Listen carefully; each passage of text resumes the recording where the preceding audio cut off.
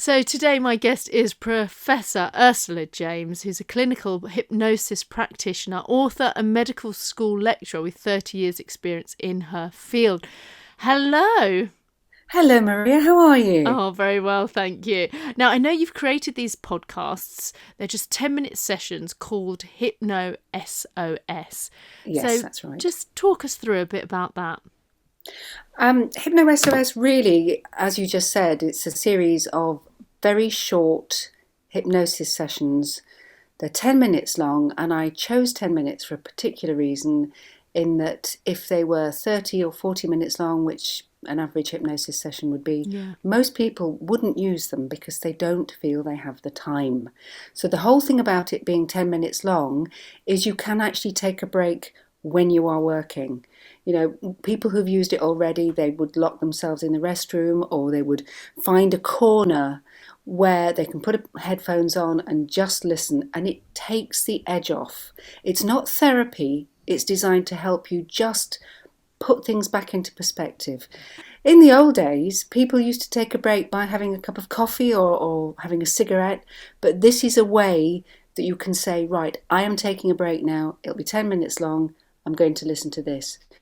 And because people know not to disturb you, you can actually get the break. Even if you don't listen, it means you're actually going to take that little bit of time out. And that's so important with what's happening right now. That's such a brilliant idea because, like you said, the minute you see something that's 20, 30 minutes, it's like, oh, I don't have time for that. And it really isn't much time, let's be honest. However, you know, when you're busy, when you're doing those full days and possibly you've only got an hour real break time, if you get that, 10 minutes is appealing and 10 minutes is doable at any point in the day. It's a fantastic idea. That's the whole idea. And I've chosen subjects that really people have told me they needed, which is something for compassion fatigue, for grief, needle phobia, sleep.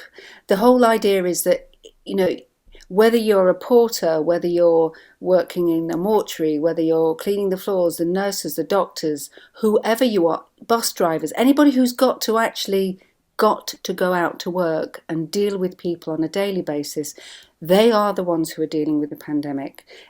You know, for those of us who are fortunate enough to have a role where we can work at home, it's a completely different set of circumstances.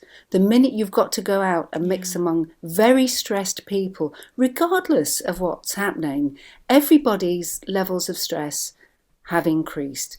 So taking a little time out just for you to allow you to get through it, that's what these are here for. That's the purpose they're intended to serve. Yeah, and that was the other thing, is who it's for. And as you touched upon, it is for frontline workers, isn't it?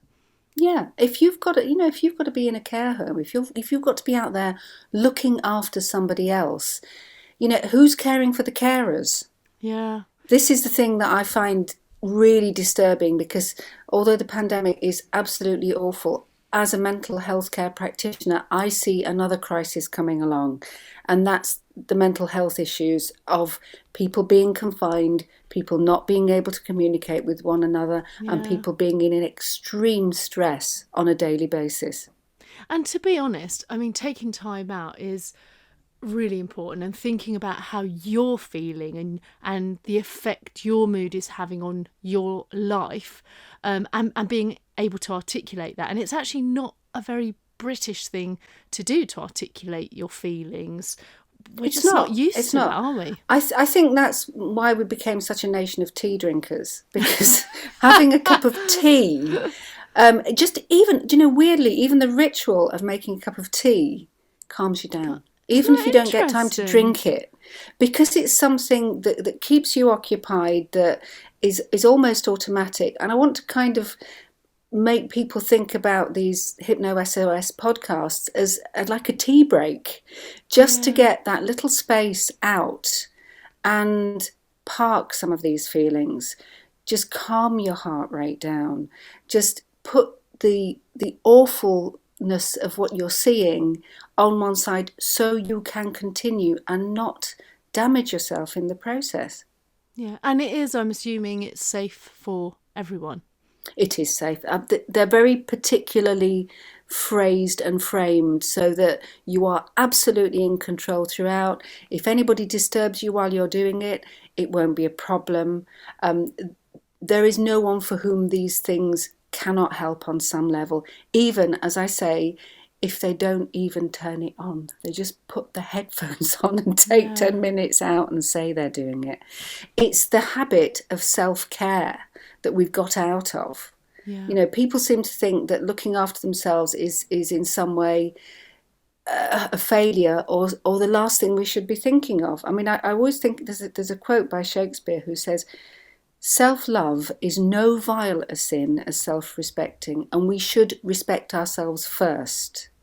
If you look after yourself first, then you are better placed to look after other people. Because if you break down, other people will suffer. But we don't think like that. Yeah. We just keep going and going and going and going. I suppose that's sounding bizarre. It's a bit like the whole aeroplane experience where they tell you to put your oxygen mask on first and then you help the person next to you. Because obviously if you're suffering, you're not going to be able to help the person. Perfect example. Because, if you're not in a position to be able to help somebody else, you're part of the problem. Yeah. So the whole thing is not, with HypnoSOS, is not to have therapy. It's not necessarily to relax. It's to be able to put certain aspects of your daily life over which you have no control in a box so that you can get on with what you're doing, that you can feel stronger, that you can be more assertive and look after yourself better, because it's so important. Oh, great. And what made you put out these podcasts, and how long have they been going? They've only been going a few weeks now, but it's wonderful how many people are responding to it. And it started really with requests from my medical students, because I teach at a number of medical schools around the UK, and I've just finished teaching at Barts. And a lot of the students were volunteering to give the vaccinations. Right. And so they were giving the vaccinations to peers. So they were studying, they were worrying about their families, they were giving vaccinations, but they weren't taking any time out for themselves. And I just thought, well, this is a perfect opportunity to say, right, well, because they already knew what hypnosis was because they'd learnt it from me, and to say, look, it's 10 minutes long, use it. And the response was really, really positive. So I just thought, rather than keeping it to a small group, I'd widen it up, and hopefully as many people as possible will listen to it.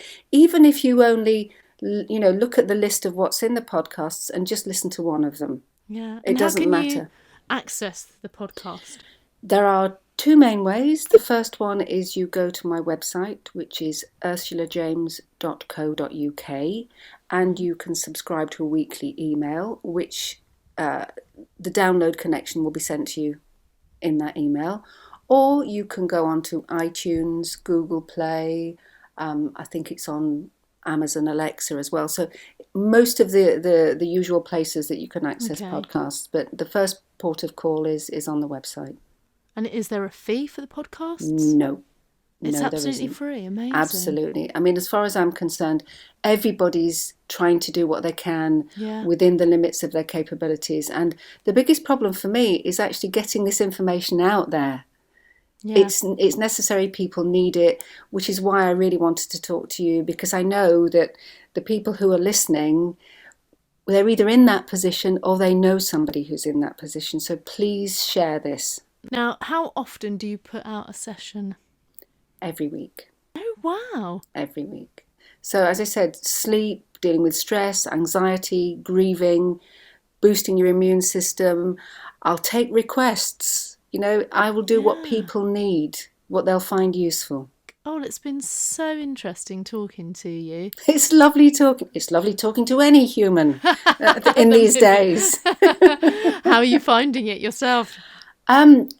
Really odd, because I think this whole situation has made us much more human and approachable, partly because we're seeing people's bookshelves and seeing, kind of getting a taste of their lives, but also in the same way I miss being hugged, I miss touching, I miss that kind of physical connection that we've all really, really taken for granted. And I have come to the conclusion I'm a lot more touchy-feely than I thought I was. I've always known how touchy-feely I am, and it's driving me crazy. Now, what a joy it's been to talk to you, Ursula. Please just recap where people can find the HypnoSOS podcasts. You'll be able to find the information on the website, but also it is on iTunes, it's on Google Play, it's on Spotify, Podbean. If you can't find it, just Google HypnoSOS Ursula James and you'll be able to find it that way. Brilliant. Well, thank you so much for joining us. You're really welcome. I'd love to talk to you again. Take care. Take care. Bye. Bye.